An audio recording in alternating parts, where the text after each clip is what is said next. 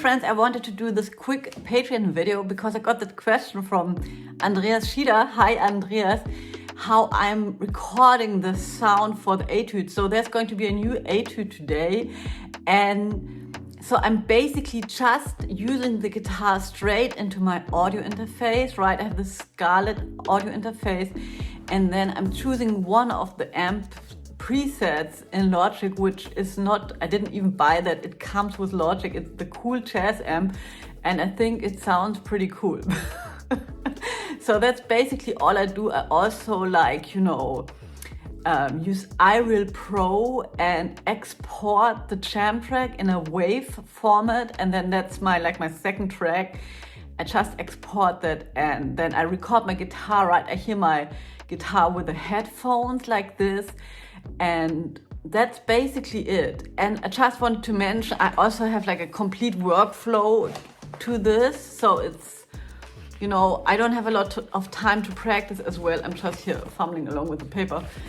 And so I need to sort of get myself into the right mood and into a swing feel pretty fast. And what I do, I have those etudes. I'm going to link them below. I think I linked them before, from the saxophone player Nathan Graybeal, and he plays so beautifully, right? And I have just like all his etudes, and I also made like a list where I'm just, crossing off each standard that I'm going to record. And before I'm recording, I'm just playing his etude along with him for 45 minutes, because I think we jazz guitar players sometimes forget how important it is to phrase, and how important it is to really have a nice sound, or at least, have the listening more to the sound than sometimes to the note that we play, because of course then we have to have our stuff checked out so that we're not fumbling along anymore with the chord changes, so that we have some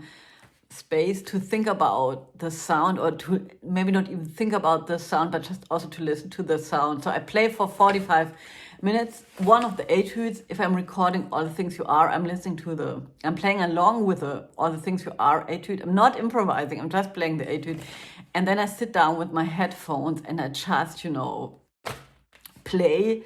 And I try to not think, and I try to have like the first or the second take. So this time it's the second take. Last time it was the first take, because I know the more takes I'm playing, the more I'm getting into there's something that I want then, because maybe in one take I played something cool in bar 3, and then I sort of like to repeat that in the next take.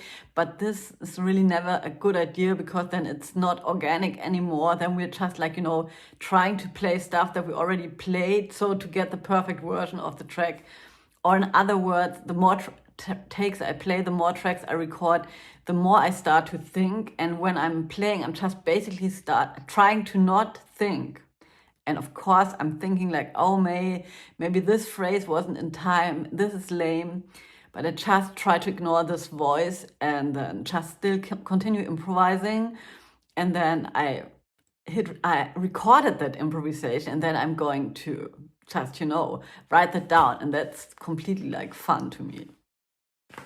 Yeah, and I made some of those like shorts on YouTube discussing sound. I think in my mind, one of the most important things, or that I see with many people, is that the right hand has a lot of action. So with that I mean like a lot of movement. And if we play funk guitar rhythm, then we have a lot of movement. But if we play a jazz guitar single note line, sometimes it's good to have like really a minimalistic movement, and just to try to do that. So just to try to play with the smallest possible movement, and then just to tweak the sound by changing the angle of the pick, and that can be just like a thought, like thinking about changing it really a little bit, and just always hearing how it sounds, right? Because I had a student, he was really pissed, and he said like, what, you didn't tell me what's the exact angle, right? Because he found a YouTube video where somebody said this is the perfect angle, but there's no such thing as a perfect angle. It's different for everybody. It depends on you, the guitar, the strings, the amplifier, so many things, the room that you play in. So how can you judge your sound or your angle?